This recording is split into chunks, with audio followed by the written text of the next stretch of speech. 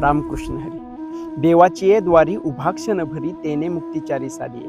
हरिमुखे म्हणा पुण्याची गणना कोण करी. असोनी संसारी जीवे वेगू करी, वेदशास्त्र उबारी भाई सदा. ज्ञानदेव म्हणे व्यासाची एक खुने, द्वारकेचे राणे पांडवा.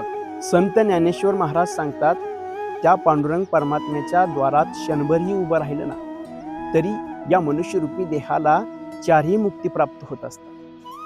खरं तर त्या पांडुरंग परमात्म्याचा हरिजप अखंडपणे केला तर आपल्या हाकेला तो पांडुरंग परमात्मा धावून येत असतो.